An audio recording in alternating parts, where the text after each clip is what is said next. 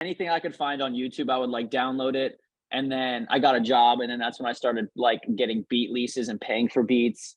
And Mhm. then everything just upgraded from there. Like I was never not willing to work for it. I always got jobs when I wanted to upgrade, and when just like I was like, I'm just gonna work every day for like 6 months, and I'm gonna get this crazy mic, this crazy setup, and then yeah, it all just kind of spiraled into what it is today, I guess. Fantastic. I appreciate you doing this. Thank you so much. Thank you for having me. I appreciate it. Awesome. I'm Adam, and this is about you and your journey in music, and we'll talk about your new album. Amazing.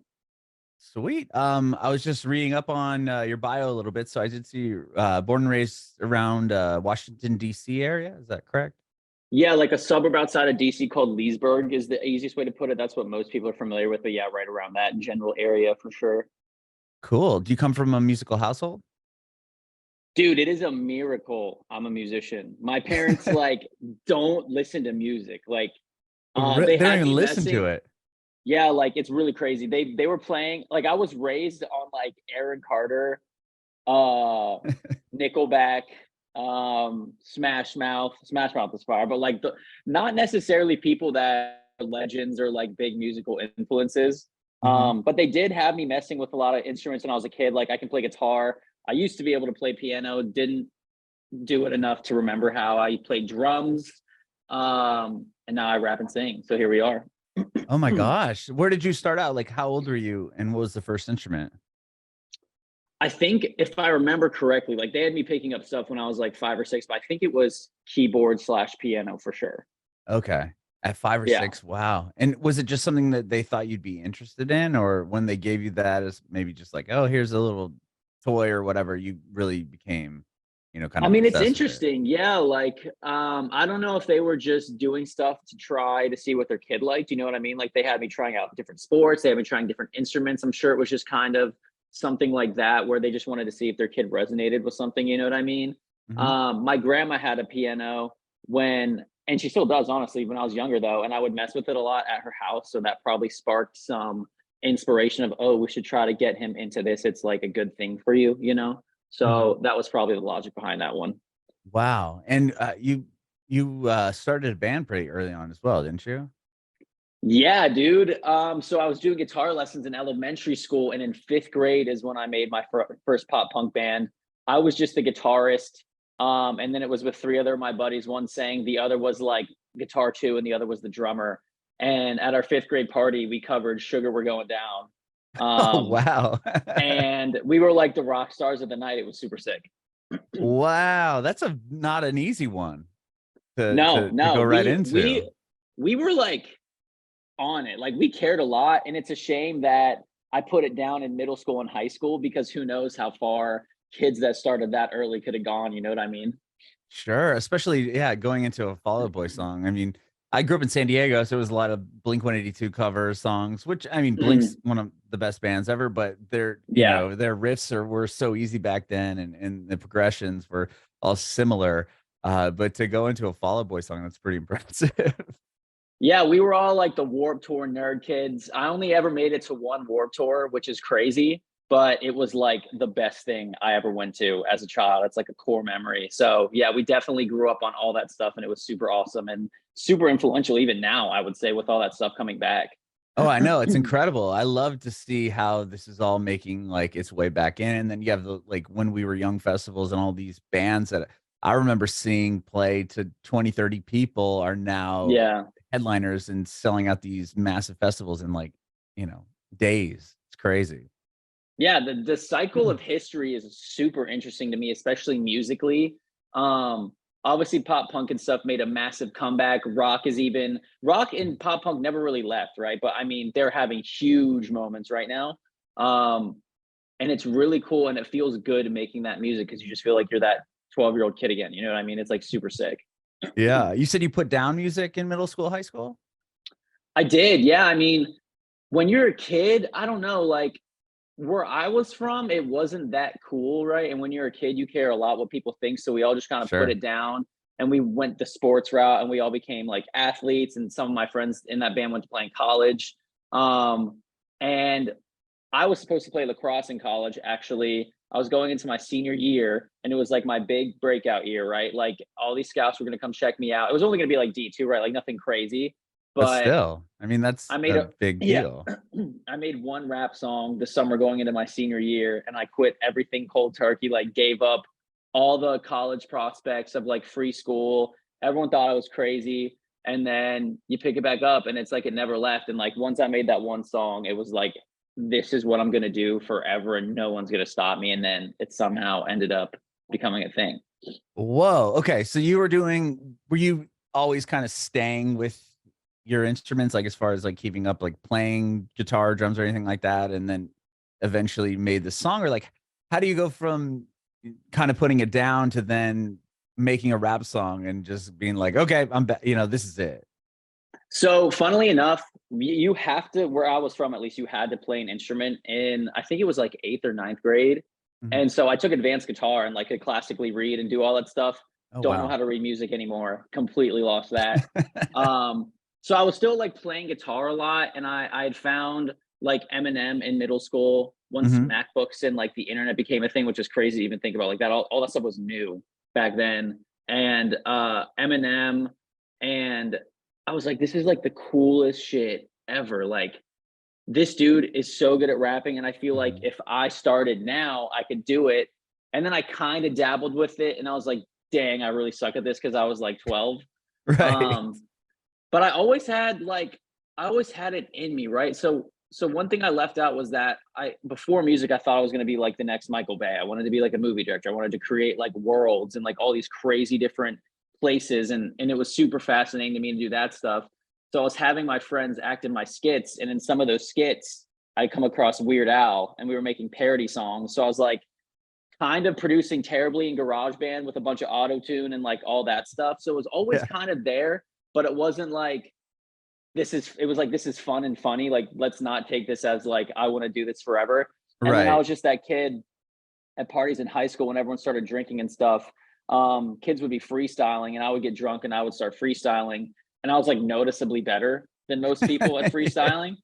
And so I had a buddy going into the Marines, and he was totally kidding, but he was like, when I get back, I want you to have a mixtape out. And it was just like a drunken thing he threw out there, and everyone was like laughing, and I laughed about it too. And then I woke up the next day and I was like, I'm gonna do that. And I just went to Best Buy and bought like a $20 microphone, went into my mom's walk-in closet, and then just like never turned back. Like it was just an obsession off the jump. Wow. Were you writing? How are you getting like the beats? Were you producing your own music and then rapping over it? Like, how did that start? Like, what was that first mixtape? I wish I started producing my own stuff, but I was just totally illegally ripping beats off YouTube. Oh, there you go. Yeah, and I was just yeah, anything I could find on YouTube, I would like download it, and then I got a job, and then that's when I started like getting beat leases and paying for beats, and Mhm. then everything just upgraded from there. Like I was never not willing to work for it. I always got jobs when I wanted to upgrade, and when just like I was like, I'm just gonna work every day for like 6 months, and I'm gonna get this crazy mic, this crazy setup, and then yeah, it all just kind of spiraled into what it is today, I guess.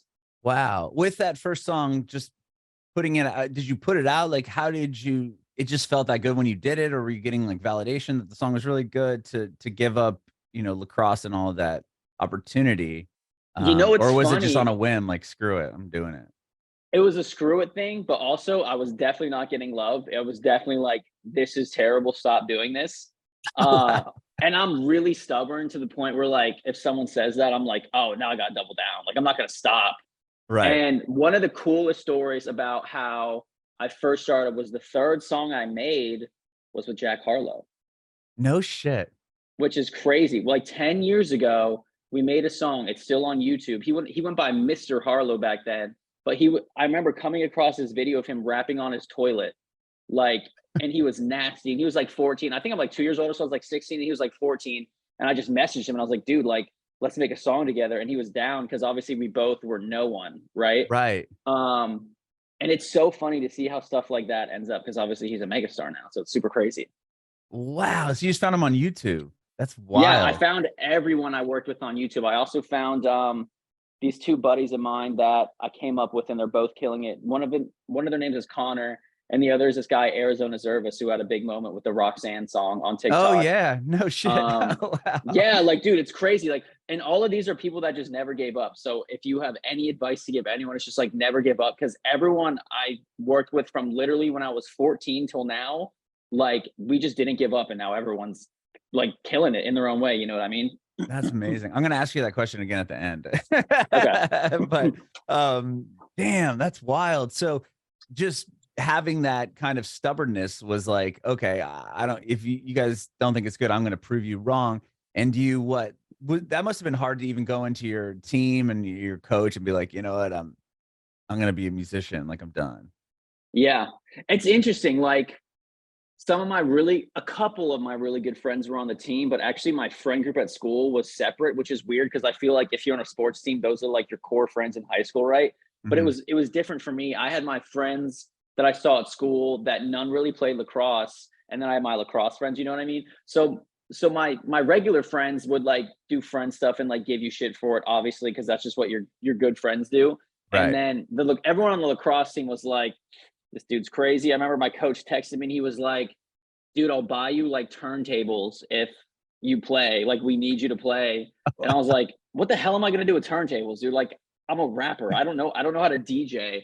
But yeah, it was really interesting times my senior year of high school for sure. It was like a whole lot of doubt that instead of letting it discourage me, I'm just so annoyingly stubborn where like even without music, like speaking of lacrosse, my freshman year, I wanted to make varsity because it was looking like my friends in lacrosse were all going to make varsity, and like they only pick like 3 or 4 freshmen a year, Mhm. and I was nowhere near as good. Like I just started playing lacrosse, but I did it. Like I was like, I'm going to Yeah. make varsity, and they were like, no, you're not, and I was like, no, but I am. And then I put on like 40 pounds in the off season weightlifting, like really took it seriously, and then I made the team. So it's just like there's this thing that's been, thank God, it's been instilled in me since forever, where it's just like the second someone tells me I can't, I will literally not stop until I do it.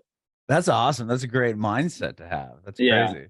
So It's not even like, go ahead, sorry. no, you go ahead.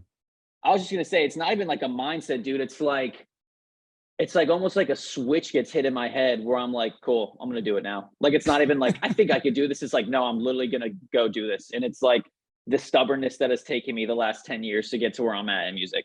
That's funny. Do you leave then to get because you got to LA right out of high school? Did you just say, okay, that's the place to be?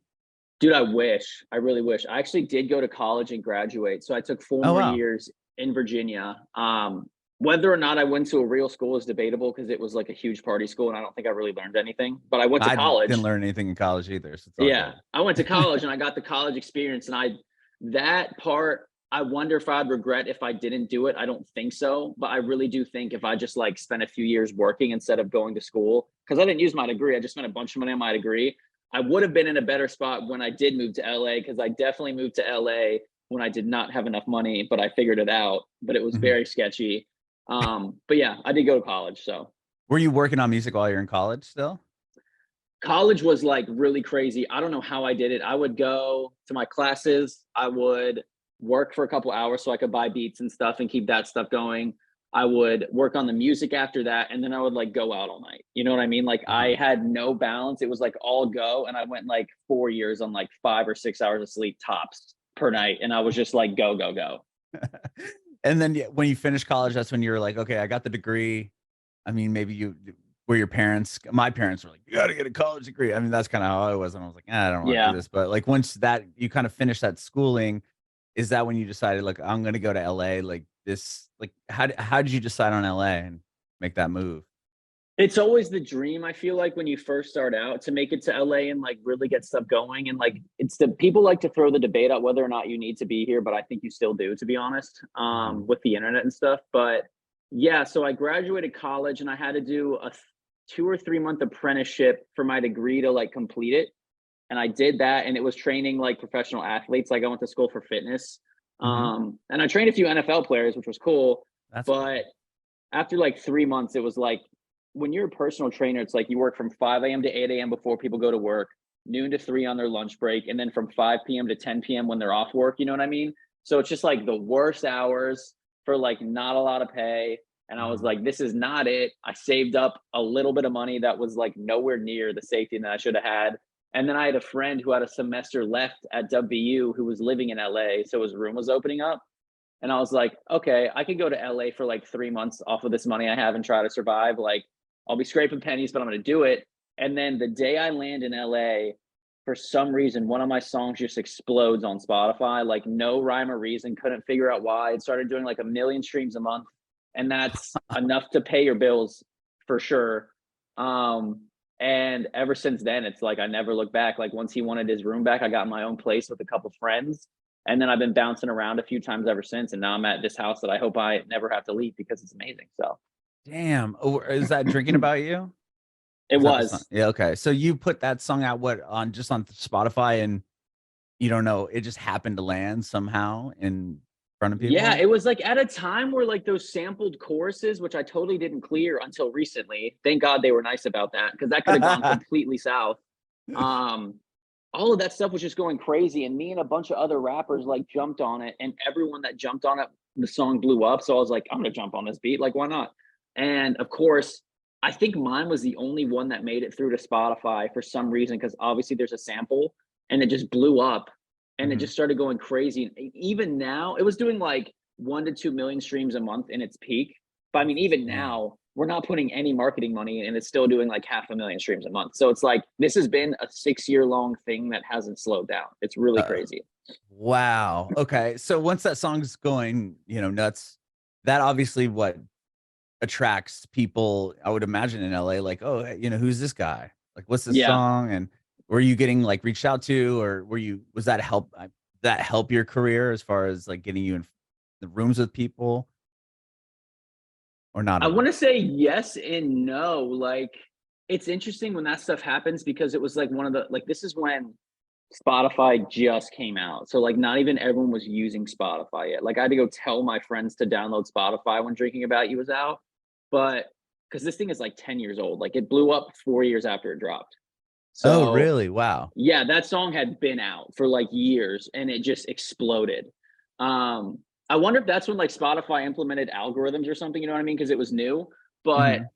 so that stuff happened. And then I would say the best thing that happened was just that I didn't have to get a job.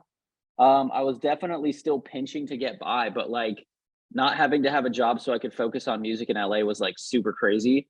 And then yeah, like the numbers go up, and then you start messaging people, and you're like, "Look, I'm having this moment with this song. We should do other stuff."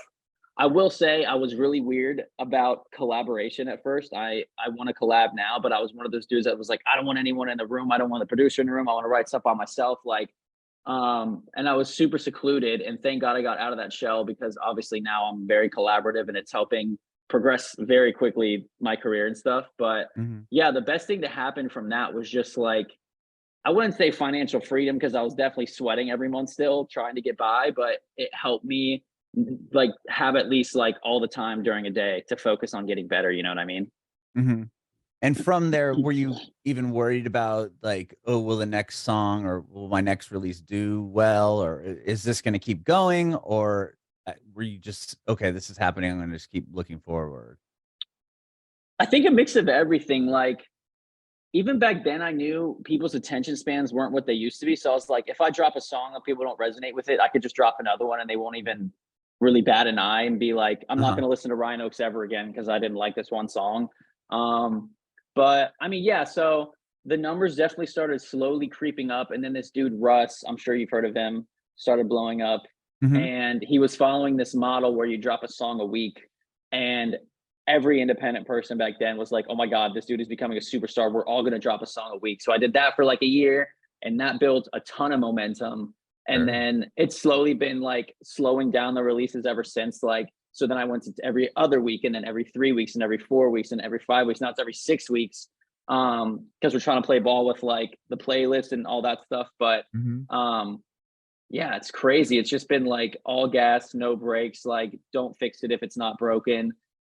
Just keep your head down, keep going forward. Like, one album might not do as good as you want, but the next one probably will. Or like one song's not going to hit the way you think it does, and it's always the one you think is not going to hit that becomes your next hit. So I just like I'm really good at not getting in my head. I'm really good at not holding on to music. I'm really good at not overthinking or slowing myself down. The worst that can happen is people don't like a song.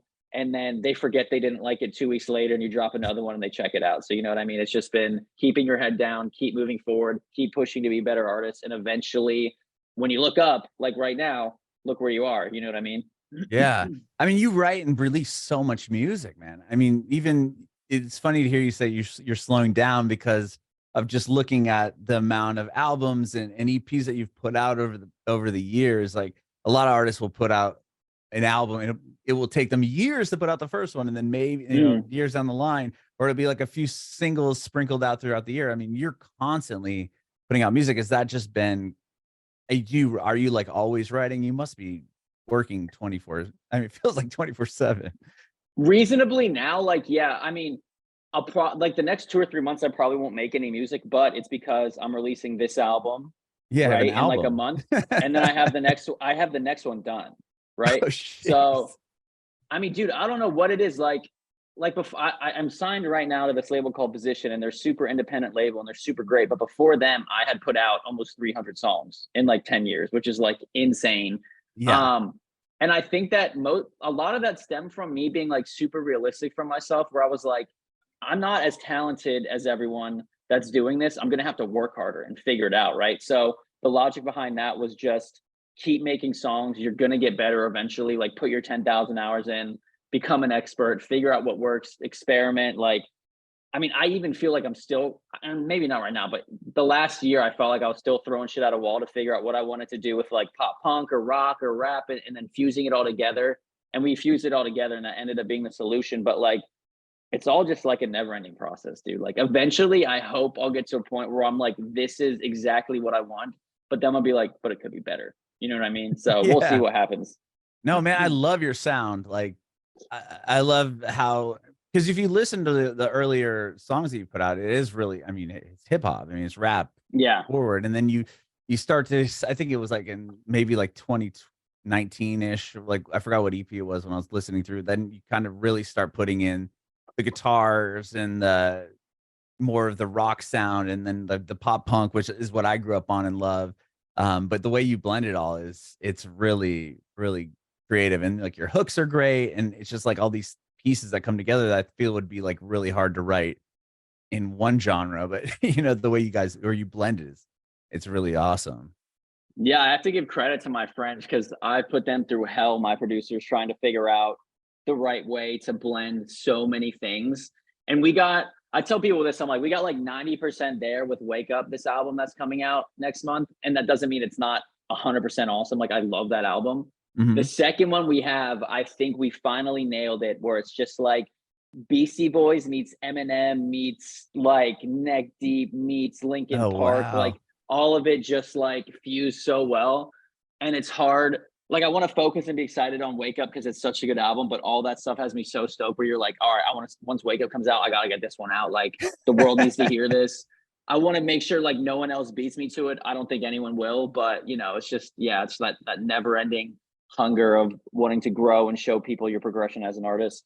Sure. Like after, continually putting out albums and just the way that you were doing it in the beginning, what like is there like a milestone that you hit at one point, or maybe it was even early on in your career that you're like, damn, uh like is there kind of like a turning point for you after even having the one song like blow up on Spotify? Or because I mean, one song doesn't continue everything, right? I mean, you have to Right. continually go. Like, was there something else that happened, or what would you say like the next kind of milestone was?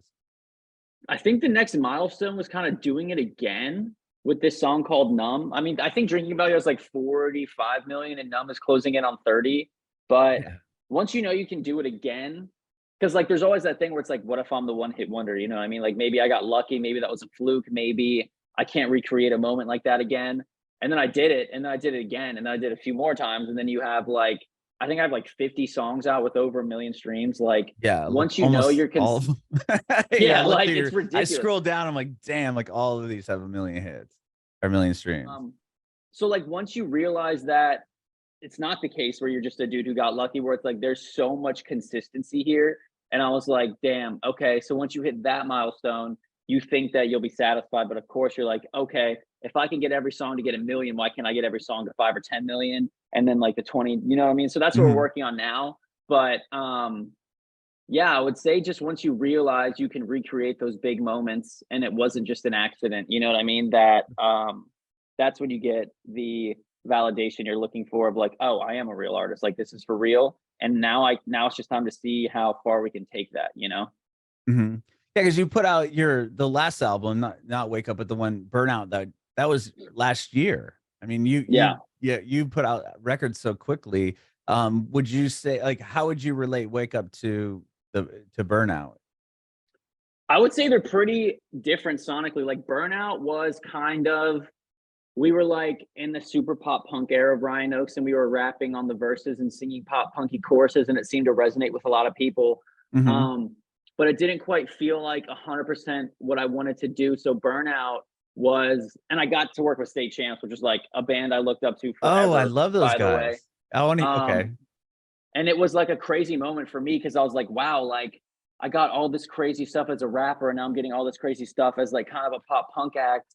And then it's like, well, why can't I do that with rock now? You know what I mean? And it's like, well, why can't if I could do that in three different genres, why can't I blend every single one of those together and be one of the first people to make something new from that? Um, so I mean, it's all played important, vital roles in my journey. But I think I would even say Wake Up is just a darker sound that doesn't skew too far. Like there's definitely pop punky songs and hooks on there, but it's definitely more rap and rock focused. And obviously just like trying to blend those sounds together, I would say. Okay. And you said you had a chance to work with State Champs on Burnout. Yes. Tell me how that all came together. I think our managers were friends and I had been listening to them forever and I just didn't think it was feasible. Like that one of the biggest pop punk bands right now would be like, yeah, we'll do that. But they were Mhm. literally like, yeah, we'll do that. And it did help that I was having like a big TikTok moment for one of my songs. So that was Mhm. like a little bit of leverage. But I mean, I've never met such a cool band. Like when we were shooting the music video, they just wanted to show up and be there. Like I was texting Derek, their singer, and I was like, hey, like, would you want to be in the music video? Should we do a music video? And then their guitarist was like, we're all down. Like, we want to support this and like back you and all this stuff. And it was a really cool moment for me because I was like, damn, this is like 7 or 8 months into really trying to do pop punk seriously. And I have like one of the biggest bands like backing me. I was like, this is crazy. So it was just like another really cool moment where someone you were listening to um that you looked up to or even just a fan of their music, like all that stuff is really cool to me still when someone I'm a fan of reaches out and they're like, yo, I love what you're doing, and you're like, whoa, like really, how, Mhm. like that's crazy, I didn't even know you knew I existed. So it was just a really cool moment for sure. Yeah, I've had those guys on my podcast before. They're so cool, and I was also like a Yeah, huge fan of them growing up. Did they help you like work on the record? Like, what was their role in the album? funnily enough, we wrote Burnout, like the whole song, and Derek's verse I recorded it, and then he can sing a million times better than me, so he came in and like, you know, sang it way better than I could have and like did all these crazy riffs and runs. But we actually just had it done in the studio, me, my friend Zach and Ronnie and Jaden. And we sent it to him and he loved it. So he just came in and was like, dude, I don't want to fix the verse. Like I just want to sing it. And he bodied it. And then we put the song out and it is, I think it's at like 2 million streams already in less than a year. So, you know, can't complain about that.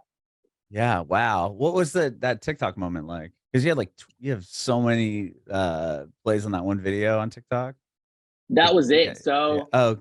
so a year and a half ago, like January of last year, I was like, man, I was one of those artists that was anti TikTok. And then I was like, no, I'm being an idiot. Like, this is helping break so many people. And the first week I took it seriously is when I made that video and it absolutely exploded. So that was the validation I got where I was like, okay, maybe I can get good at this. And I've been diving into the content stuff hardcore ever since. And I haven't been able to recreate the moment because TikTok is super frustrating. Oh But yeah. um without that moment, like I don't think I would have got half the stuff I got now. Like it took me up to 1.5 million monthly listeners on Spotify, got me the state champs feature, got me there's a remix of that song coming out with a legendary band that I can't say yet. It got me all this cool stuff. So I mean, I have TikTok to thank for all of that. It is funny how but I guess it's hard to get people to leave the app to go on Spotify so that it says something to Yeah. you in your music because you'll see songs on there that have all these shares and reposts or whatever, and then the Spotify listens aren't there or the a Yeah. TikTok star will have a song out and no one's leaving the app to go check it out on Spotify. So it's, to have a listener take that one extra step is like a huge deal. Yeah, I think I got lucky, dude. I don't know how it happened. I haven't been able to recreate it, like I said, but thank God it did happen. Well, tell me about Wake Up, because that's coming out like in a couple weeks, right? Or beginning of Yeah, May. May 5th. We're a few weeks away. It's crazy. Yeah, first album under a record label, like learning the ins and outs of the music industry. I'd made it really far somehow without even really stepping foot in the industry, like no booking agent, no manager, no label. And I got all that stuff in the last year. And it's just been like an interesting journey to learn how things work and like learn to work with people and get other ideas and input on your stuff. So I think it's cool in that aspect. Like we stepped up the visuals crazy for the album. Like I went to Atlanta and was working with like marble stuntmen, which was crazy for like Oh, music wow. videos. And that was like my first ever like big budget video shoots, and that was just a cool moment for me. And yeah, like I said, just making my friends slave away in studios for a year to figure out how to fuse sounds correctly into something new. And it's a lot more rap, which was fun because when I got a manager, he pushed me to do that. And I was skeptical on it at first, but once I started doing it, I was like, oh no, I can rap. Like I should be doing this. And then, yeah, just like the progression, man. Like I've been working hard at vocal lessons every day for a year to be a better singer. Like I wanted to be good at screaming. There's some screaming on there. I got better at rapping even, I think, when I was making it. So I'm just really excited to see, because I have like the OG rap fans. I got the pop punk kids from when I was having the big pop punk moments. I got the rock kids from the singles on this album that are starting to like vibe with Mhm. my stuff. So it's like, I hope everyone likes it. Will everyone like it? I'm not sure. I guess we'll just have to kind of wait and see. And you have a big tour coming up in May as well. First headline tour, dude. That's Crazy. exciting. Crazy. Yeah. I'm excited. It's really scary in a good way. But kids are buying tickets, so I'm very thankful. I will not be playing for no one. So that's very cool. It'll be cool. It's good. It's like one day you're in your mom's room, like I said, in her closet with a $20 Best Buy mic, and now I'm going on my first headline tour across the country, and people are showing up for me. Like I think I've done like 6 tours now as an opener on like for rappers and bands. And it's like, no, like you don't have to win the crowd over. The crowd is there for you this time. Like it almost feels way less stressful when I thought I'd be more stressed. You know what I mean? But I'm like, no, like the people there already like your music. Like you already won. Now just make sure that they have fun. And it's like, okay, I can do that. So just been planning a really good show, learning to sing for an hour straight, because I've never done an hour straight set. It's always been like 20, 30 minutes, which is way harder than I thought it'd be, but it's all good. I'll get it. Yeah, man, it's exciting. A lot of exciting stuff. That's awesome. So you're playing here in Nashville, which is I've recently moved to Nashville. I'm from San Diego, but I saw Nice. that you're playing here, so I want to come check it out. And dude, I love what you're doing, man. I think what you're doing is really awesome, and I can't wait to hear uh even the next album that you're talking about coming out. Like we're just I'm hoping they'll excited, let me man. start putting it out by like midsummer, but that might be wishful thinking. But everyone's really excited about it, so we'll see. Awesome, dude. Well, thank you so much, Ryan, for doing this today, man. I appreciate your time. No worries, dude. Thanks for having me. I have one more my question that you answered earlier, but I'm gonna ask it again. If you have any advice for aspiring artists. It's annoying, but I'm gonna say it again. Everyone I saw not give up made it. Like Arizona and I were in Hagerstown, Maryland, which is basically the middle of nowhere. And we were talking about how one day we were gonna make it. And then he had that Roxanne moment. That song has 1 billion streams. I made a song with Jack Harlow 10 years ago, and we were nobodies, and now he's a megastar. I was able to pay all my bills off of just my Spotify streams because I never gave up. All my friends who literally just never stopped and tried really hard. It's not going to be easy, but I promise you will make it if you just don't stop. And that's it. I literally have seen it. It's not BS. It's not me just funneling your ears with what you want to hear. I've seen it time and time and time and time again with literally dozens of people I know, and they all figured it out. They all made it in their own way. And yeah, that's all I got. Bringing it backward.